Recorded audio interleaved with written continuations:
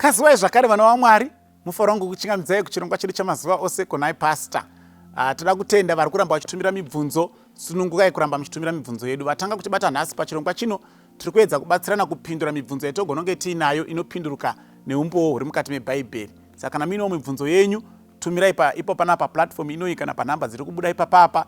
Mwari achitibatsira tinobatsiranawo zvakare kupindura mibvunzo iyoyo. Regai tibva tapinda mumubvunzo wabvunzwa neimwe hama yeduwo zvakare pachirongwa chino mukati mezuva ranhasi. Ari kuti iye, Pastor, ndiri kudawo kunzwisisa mutsauko pakati peEaster, Passover neLord Supper. Ndodawo kunzwisisa mutsauko pakati peEaster, Passover neLord Supper. Ndo mubvunzo wabvunzwa nehama yedu. Now, regai nditange ndaverenga pane vhesi riri kuna Acts chapter 12 rinomenshena kuti Easter kana uchishandisa King James version. Mamwe maversion haadaro, ndichatsanangura kuti wai zvichidaro. Acts chapter 12 verse 4 inoti, and when he had apprehended him, he put him in prison and delivered him to 4 quaternions of soldiers to keep him, intending after Easter to bring him forth to the people. Now, arutaurwa pa ndiPeter, Herod anga auraya James.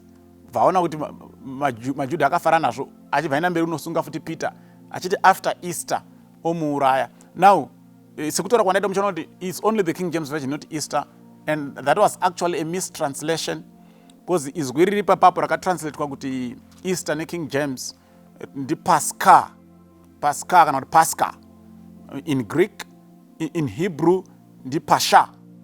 Now Pascha kana kuti Pascha hazvirevi kuti Easter. It was actually a mistranslation, number one. Number two, Easter is not of a Christian origin. Izwi rekuti Easter, it's not of a Christian origin, but raibva kuchi-Babylonian. It was a Chaldean word which referred to Astarte, kana kuti Esther, the goddess of heaven, the queen of heaven. Ainzi Astarte kana kuti Esther. Now chii chakaitika, this man ainzi Nimrod. Okay, akafa ndiye angaine mudzimai ainzi Astarte kana kuti Esther. Nimrod akatanga Babylon paBabel. Ndiye aiva nemukadzi ainzi Esther kana kuti Astarte. Saka Nimrod died, mukadzi achibva asara ari mupenyu. Some time later mukadzi akaonekwa ane mimba, but it was apparent kuti mimba yanga isiri yaNimrod. So paakabvunzwa about that pregnancy, koma ashirikadzi maane mimba zvaita sei, ndo paakaudza vanhu kuti my husband Nimrod uya wamuri kuti akafa, he actually reincarnated akaenda muzuva. Saka anouya kwandiri achisangana neni from the sun, ndo saka muri kuona ndaane mimba. Ndo pakabarwa mwana anonzi Tammuz. Mukaenda kuna Ezekiel chapter 8 ndo pamunoona nhoroondo yaTammuz. Ndiye akabarwa musi wa25 December, Tammuz. Okay, it was not Jesus Christ who was born on 25 December. Then Easter kana kuti is Astarte, ndiye akafa madays aya aicoincida nePascha. Saka mapagans akatanga kunamata Astarte on the same days when the Jews were observing Pascha during the same period.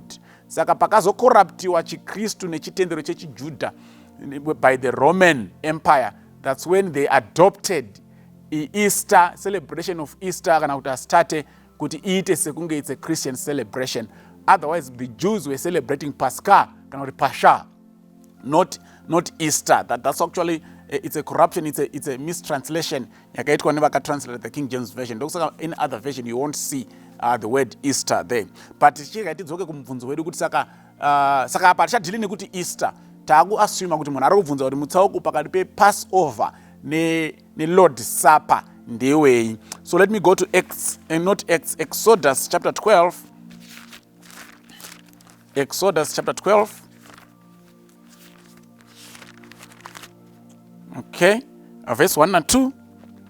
Ndozojamba ndoenda pazasi pacho. Exodus 12 verse 1. And the Lord spake unto Moses and Aaron in the land of Egypt, saying, this month shall be to you the beginning of months. It shall be the first month of the year, ndononzi mwedzi waAbibhi pa Jewish calendar. Speak to the congregation of Israel, saying, in the 10th day of this month you shall take every man a lamb according to the house of their fathers, a lamb for a house. And if the household is too little for the lamb, let him and his neighbor next unto the house take it according to the number of the souls. Every man according to his eating shall make your count for the lamb. Verse 7, and they shall take of the blood and strike it on the two side posts on the upper door post of the houses wherein they shall eat. Why? Verse 12, for I will pass through the land of Egypt this night, and I will smite all the firstborn in the land of Egypt, both men and beasts, and against all the gods of Egypt I will execute judgment. I am the Lord. And the blood shall be to you for a token upon the houses where you are. And when I see the blood, I will pass over you, and the plague shall not be upon you to destroy you when I smite the land of Egypt. Pass over pasha. Ngirozi chauya chiroa matangwe Egypt ikaona ropa pa do, it will pass over, ipindi kuuraya. Ndo panobva warare kuti pass over. Saka mutambo wacho wairaiwa makwai vodya gwai racho rese richipera nemiriwo inovava vakasunga zvinhu, ndo wainzi mutambo wepass over. Waiuita vachirangarira kudzikinirwa kwawakaitwa muIjipita naMwari, that last night in Egypt. Ndo paitwa mutambo wepass over kana wepascha, but wepasha. Asi mutambo uyu wainongedza kuna Jesu Kristu. Gwai raitouraiwa raiva Jesu Kristu, according to John chapter 1 verse 29. The lamb represented Jesus Christ. Saka pamunozouya ndoda kuya kuna Matthew now, ndo pataakuda kuona mutsauko manje ukuthi saka Pascha neLord Supper, what is the difference? Matthew 26 verse 26. And as they were eating, Passover, as they were eating, Jesus took bread and blessed it and broke it and gave to his disciples and said, take it, this is my body. And he took the cup and gave thanks and gave it to them, saying, drink ye all of it, for this is my blood of the New Testament, which is shed for many for the remission of sins. But I say to you, I will not drink henceforth the fruit of the vine until that day when I will drink it with you in my Father's kingdom. And when they had sung a hymn, they went out into the Mount of Olives. So the night yavaidya Passover was the same night when Christ introduced the Lord's Supper. So zvinhu zviri tu hazvina kufanana. Zviri kutonzi pavanga vari kudya Passover, Jesu akabva atora chingwa akati, right, ndaakuchimedura manje, chidyai, uyu ndo muviri wangu, wine iyi ndo ropa rangu renew covenant.